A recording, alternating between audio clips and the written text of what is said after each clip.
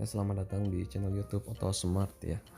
Mungkin ada yang Anda baru bergabung di channel Auto Smart ya. Ya, ini adalah channel yang isinya tentang otomotif ya, tentang tips ya, perawatan kendaraan ya, dan tips otomotif lainnya ya. Jadi jangan lupa subscribe ya, karena nanti kita setiap minggu ada video yang baru ya. Pastikan Anda tidak ketinggalan video-video di channel ini. Bagi bos-bos yang sudah subscribe, saya ucapkan terima kasih ya. Semoga kita sehat selalu ya. Nah, di video kali ini saya akan berbagi tips tentang apakah betul di kilometer 100.000 itu timing belt harus diganti. Nah, mungkin ada bos-bos yang mobilnya itu udah kilometernya udah 80.000 atau 90.000 ya, udah mulai khawatir ya, jangan-jangan timing beltnya udah mau putus nih atau bagaimana nih. Nah, nggak usah takut dulu bos, dan nggak usah ganti dulu, kita bisa cek dulu ya. Nah, di video kali ini saya akan praktekkan bagaimana mengecek kondisi timing belt di kilometer menjelang 100.000 ya. Nah, silakan ikuti bos, semoga bermanfaat. Nah, yang pertama itu adalah kita melepas melepas pipa udara ya, pipa udara yang ke arah filter udara. Nah, ini dilepas pipa udaranya. Nah, ada beberapa kunciannya. Kemudian selang dari intercooler ke intake manifold dilepas ya, untuk memudahkan ruang kerja kita. Nah, itu selangnya yang besar itu selang intercooler. Nah, kemudian kita juga lepas juga kipas ya. Di sana ada 3 baut ya. Nah, itu 3 baut di tengah ya, memang agak sempit posisinya, tapi bisa ya, kuncinya harus panjang ya. Nah, ini ada 3 baut yang mengikat kipas. Nah, setelah 3-nya selesai maka kipas bisa dilepas. Nah, selain kipas, sekarang kita akan melepas cover ya, cover radiator. Nah, itu lihat ada baut yang sudah dilepas, satu ada di sana. Nah, satu lagi ada di bagian bawah itu, di dekat pompa ya, pompa power steering. Nah, itu kita buka baut covernya. Nah, ini emang bagian yang paling sulit ya. Nah, terus kita juga membuka cover bawah ya, cover bawahnya itu besi ya. Nah, ini diikat oleh 4 baut cover bawahnya Pajero Sport ya, diikat oleh 4 baut. Kita bisa buka. Memang situasinya beberapa ini agak sempit ya, agak menyulitkan, tapi bisa.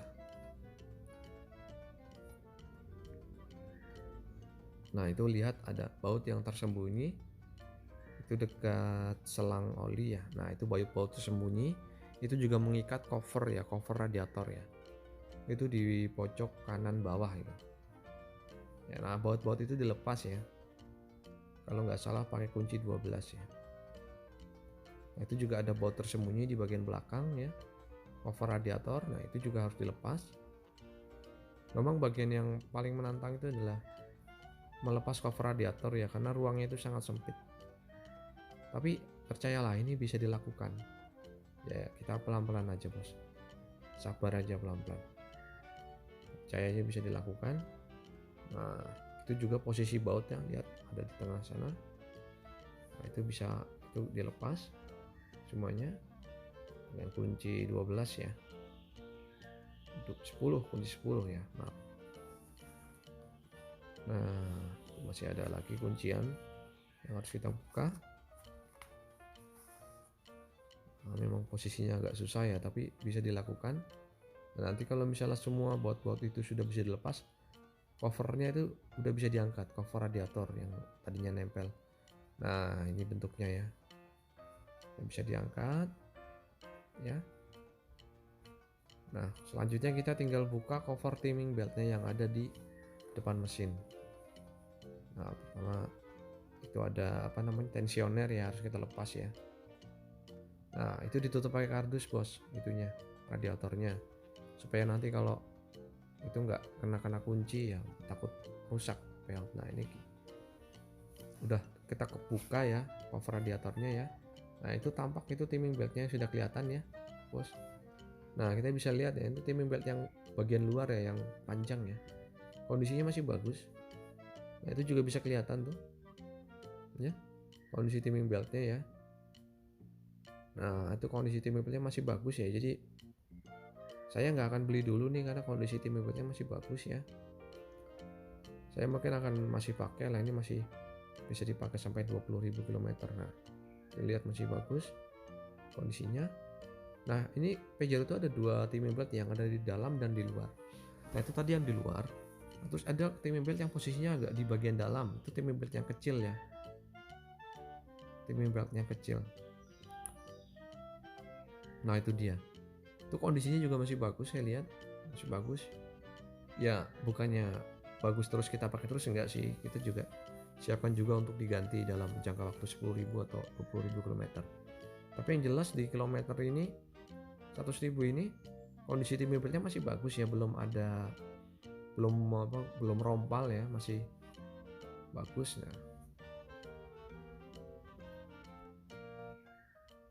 Nah, ini apa namanya,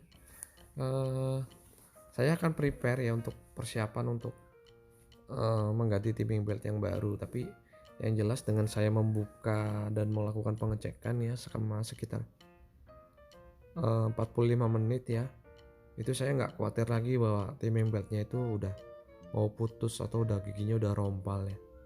Saya nggak khawatir lagi. Nah, bagi bos-bos yang kondisinya sama seperti saya ya, mobilnya udah mungkin mendekati 100.000 ya, nggak usah khawatir dulu, nggak usah terlalu cepat-cepat ganti timing belt, beli timing belt, nggak usah. Bisa dicek terlebih dahulu supaya kita tidak tidak merasa khawatir dulu ya.